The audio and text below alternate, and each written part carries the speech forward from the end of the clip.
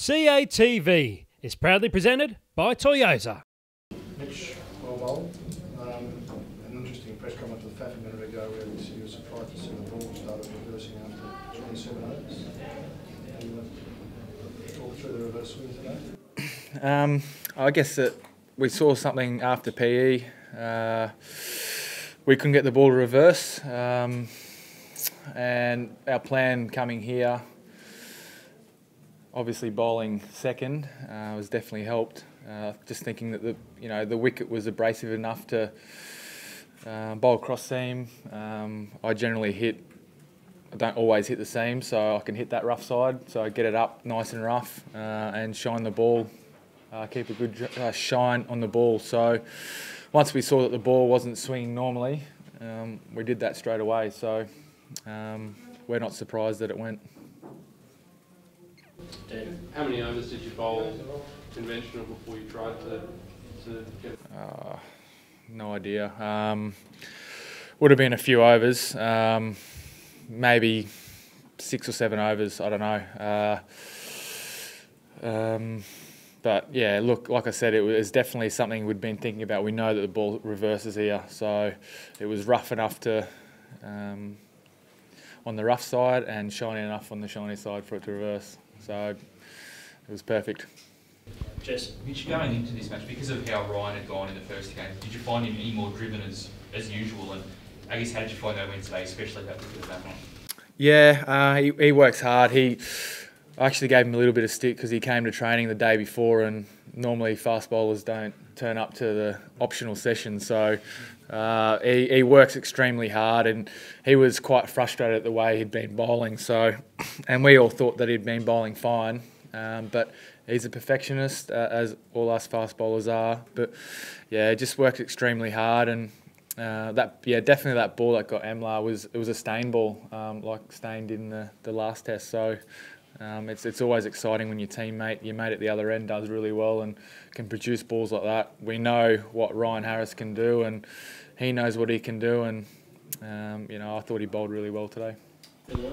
Any discussion of the follow-on, and you guys feeling fresh enough to get through them? How much time do you reckon you need? I think we're always going to bat for a little bit longer. Well, when we bat, just to bat for a bit. I don't think we were going to follow on at all, but just to get a few more runs on the board, because definitely I think that wicket's starting to play a few tricks, a bit up and down. So, and like we said, really need to score some runs out. It would really good this afternoon to be none down. Tomorrow morning we want to use that hard ball, and because we know that they're going to reverse the ball as well. So it's definitely that type of wicket. It's an Adelaide type wicket, I think.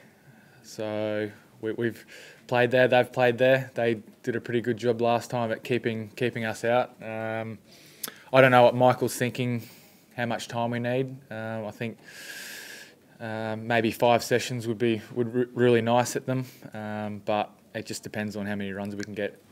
Rob? I mean, for multiple reasons, you must feel more confident though in this test. It's a similar setup to Adelaide. To be able to get 10 wickets. I think the way that we bowled today, we just showed that we were able to stick with the plans that we came in this test match in. Obviously, we were blown away by them in that last test, and we've just kept our confidence going. We weren't worried about that test. We were just outplayed. Come into this test knowing that obviously the toss was a good one to win out on that wicket. So yeah, look, we're really.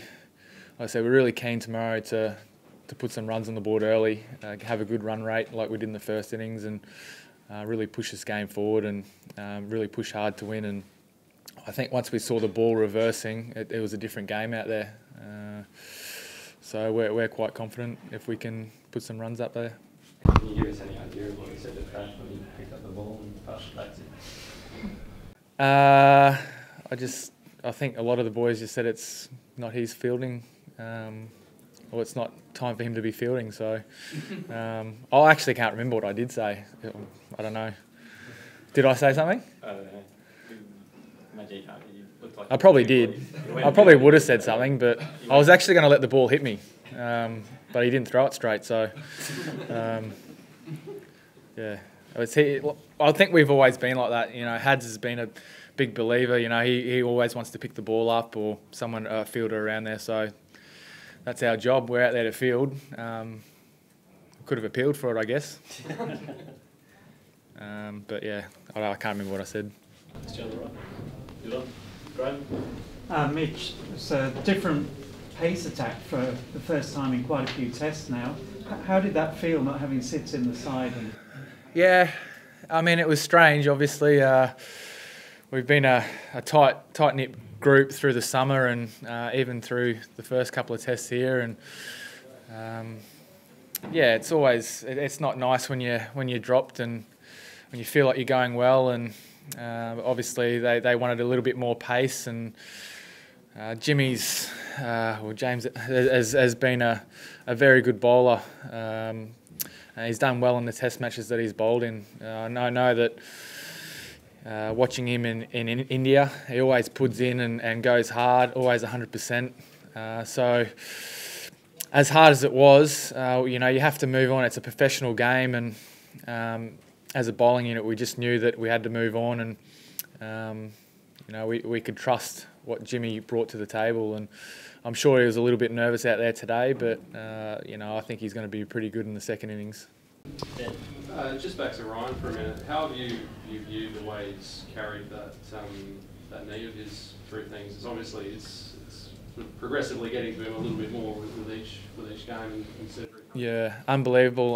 To be able to, you'd be sitting up in the viewing room when we're batting and you go, I feel this. There'll be a little bit of bone in his knee, and you're just like, yeah, you're a freak to be able to keep going. So he's mentally strong and physically strong. It definitely pushes everyone a lot. Like I said, it sort of puts your little niggles to the back of the room, because if he can get through that, then you should be able to get through anything as well. So yeah, it's like I said, he's an inspiration. He should be an inspiration to a lot of fast bowlers out there and upcoming fast bowlers as well. What do you think it is about Australians that just constantly rattle South Africans whenever they come here? You've bounced back from the 47 all out in 2011, and now once again, after a big defeat, they look a bit shaken. What's our score at the moment? What are we? Okay, well, I don't know how I want to answer that question. No, I think, like I said, just coming up against the world's #1 team, it definitely drives us. You know, they've always got great players in their side when we've played against them, and there's always that great rivalry. So they've done well against us back home the last few series, and I think that drives us as well. So our goal is to be the #1. We want to be the #1 test side, and that's like most teams out there. So I really enjoy the challenge coming up against some of their best players, and I think it's just always been there throughout time. So yeah, I just really enjoy the challenge. Really, I think we all do. Rob, you admitted after that first test that hitting Ashton wasn't all that bad. Can you give us an idea of Dale hitting him screw on the leg? Is that more or less satisfying being that fairly quick? I know that I want to get it back, so I've got to make the most of it when I can. But he's a fierce competitor. He just smiled straight away back at me. I think it was definitely in his mind after that. You know, he definitely wasn't getting behind the ball as much. So it's something we used in Australia, like you saw in the Ashes series. We went hard at their tail, and you know, he was starting to score some valuable runs, and we know that he can score good runs for their team. And we needed to, I think, go back to that plan of going hard at their tail. So on a wicket like that, where it is a little bit up and down, made it very difficult. And we saw that with Mornay as well. It was very difficult to get under balls like Michael Clark faced. You know, it was quite hard to get under balls. So it doesn't matter who it's to. I think it definitely it plays a big part in the game. I don't think it's better if it's a batter or a bowler. I just think whatever plan you're working to, and the plan was to go hard. that's always a good sign for us. Last question, Pete. No, let's go. Last question. You mentioned being world number one, or wanting to be world number one. Do you think if you win the series, in your mind, or in Australia's mind, you are in fact, despite the rankings, world number one? No, I think we still can keep improving, and we're not going by the rankings. We're not the world's number one, but we're just trying to keep getting better and better as a team. So in our minds, we aren't number one until we're number one. So that's what we keep pushing for.